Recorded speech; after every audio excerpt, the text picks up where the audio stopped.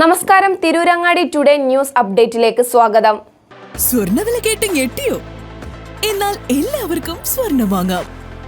Thooba jewellery അവതരിപ്പിക്കുന്നു light weight കളക്ഷനുകൾ, അതിമനോഹരമായ ഡിസൈനുകൾ, 1 ഗ്രാം മുതൽ നെക്ലസുകൾ, ബ്രേസ്ലെറ്റുകൾ, റിങ്ങുകൾ, മിതമായ പണിക്കൂലിയും ആയുഷ്കാല മെയിന്റനൻസ് സപ്പോർട്ടും.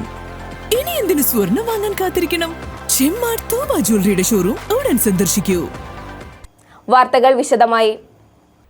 ദേശീയപാത നിർമ്മാണത്തെ തുടർന്ന് കാലിക്കറ്റ് സർവകലാശാലയിലെയും സമീപ പഞ്ചായത്തുകളിലെയും ബസ് യാത്രക്കാർ അനുഭവിക്കുന്ന യാത്രാക്ലേശം പരിഹരിക്കുന്നതിനായി മൊബിലിറ്റി ഹബ്ബ് സ്ഥാപിക്കുവാനുള്ള ശ്രമത്തിന്റെ ഭാഗമായി 35-അംഗ ആഡ്ഹോക് കമ്മിറ്റി രൂപീകരിച്ചു. സർവകലാശാലയിൽ ദേശീയപാതയോട് ചേർന്ന് ബസ് ടെർമിനൽ നിർമ്മിക്കണമെന്നാവശ്യപ്പെട്ടുകൊണ്ടാണ് action committee for Calicut university mobility hub എന്ന പേരിൽ PK പ്രദീപ് മേനോൻ ചെയർമാനും അഡ്വക്കേറ്റ് KT വിനോദ് കുമാർ കൺവീനറുമായ 35-അംഗ അഡ്ഹോക് കമ്മിറ്റി രൂപീകരിച്ചിരിക്കുന്നത്. പള്ളിക്കൽ ഗ്രാമപഞ്ചായത്ത് അംഗം NP നിതീഷ് കുമാർ ചടങ്ങിന് അധ്യക്ഷത വഹിച്ചു.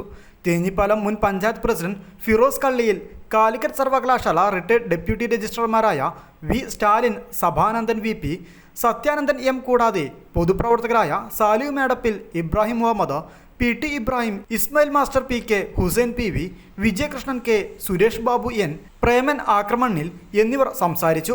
സമീപ പഞ്ചായത്തിലെ ജനപ്രതിനിധികളെയും വിവിധ രാഷ്ട്രീയ കക്ഷി നേതാക്കളെയും സർവകലാശാല സർവീസ് സംഘടനാ നേതാക്കളെയും അധ്യാപക വിദ്യാർത്ഥി സംഘടനാ നേതാക്കളെയും യൂണിവേഴ്സിറ്റി പെൻഷനേഴ്സ് സംഘടനാ പ്രതിനിധികളെയും ഉൾപ്പെടുത്തി കമ്മിറ്റി വിപുലീകരിച്ച് പ്രവർത്തനങ്ങളുമായി മുന്നോട്ട് പോകുവാൻ തീരുമാനിച്ചു.